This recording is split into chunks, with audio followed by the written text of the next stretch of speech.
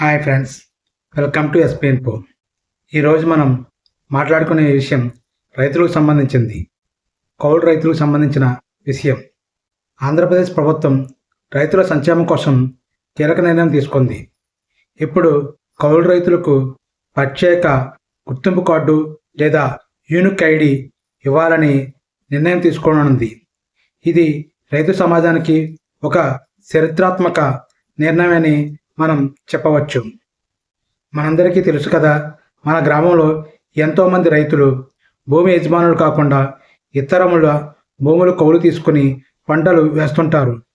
వాళ్ళే నిజంగా పొలాల్లో చెమటోడుస్తుంటారు. కానీ చాలా ప్రభుత్వ పథకాల నుంచి మాత్రం వారు దూరంగా ఉన్నారు. ఎందుకంటే రుణం కావాలంటే భూమి పేరు మీద ఉండాలి. పంట బీమా కావాలంటే యజమాని వివరాలు అవసరం. రైతు భరోసా పథకం కావాలంటే నమోదు కూడా కష్టాలు. ఈ సమస్యలన్నిటికీ ఒకే పరిష్కారం తీసుకురావాలని ప్రభుత్వం ఆలోచిస్తుంది. అదే కౌలు రైతు యూనిక్ ఐడి కార్డు. 2025 ఆంధ్రప్రదేశ్ ప్రభుత్వం కౌలు రైతుల గుర్తింపు కార్యక్రమాన్ని ప్రారంభించాలని ఆలోచిస్తుంది. ఈ కార్యక్రమం కింద ప్రతి కౌలు రైతులకు ప్రత్యేక ఐడి ఇవ్వనున్నది. ఈ ఐడి ద్వారా ప్రభుత్వం స్పష్టంగా కౌలు రైతును గుర్తించగలుగుతుంది.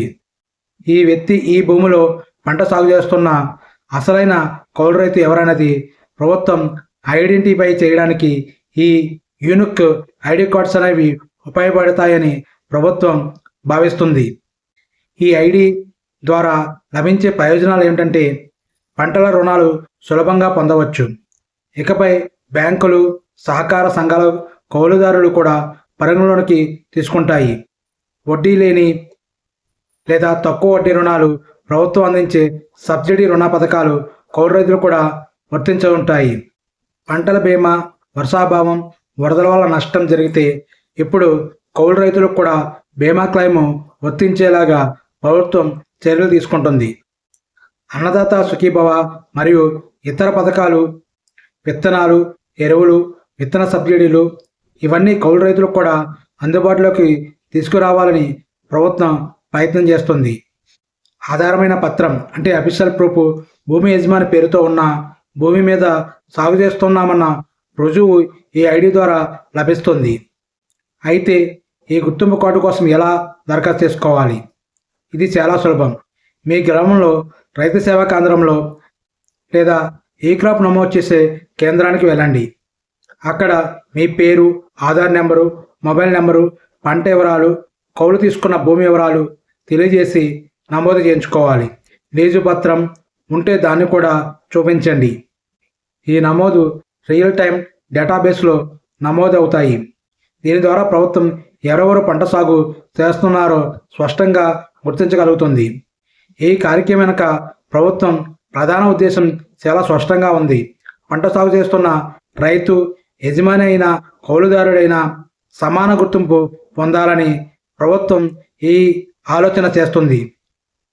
ఇది రైతు సమాజంలో సమానత్వానికి దారితీసే గొప్ప అడుగుగా మనం చెప్పవచ్చు. ఇకపై ప్రభుత్వాల లబ్ధి ఎవరు కోల్పోకుండా ఉంటుంది. దీనిపై రైతులు చాలా సంతోషాన్ని వ్యక్తం చేస్తున్నారు. చాలామంది కౌలు రైతులు ఈ నిర్ణయాన్ని స్వాగతిస్తున్నారు. ఇక మేము గుర్తింపు పొందుతున్నాం, మా కష్టానికి విలువ వస్తుంది అని రైతులు సంతోషంగా చెబుతున్నారు. రైతు మిత్రులారా, ఇది కౌలు రైతుల హక్కుల కోసం చాలా ముఖ్యమైన అడుగు. ఇకపై పంట వేసే ప్రతి రైతుకి సమాన గుర్తింపు, సమాన గౌరవం లభించనుంది. ఈ వీడియో మీకు నచ్చినట్లయితే లైక్ చేయండి, షేర్ చేయండి, మా ఛానల్ని సబ్స్క్రైబ్ చేయండి. Thank you friends.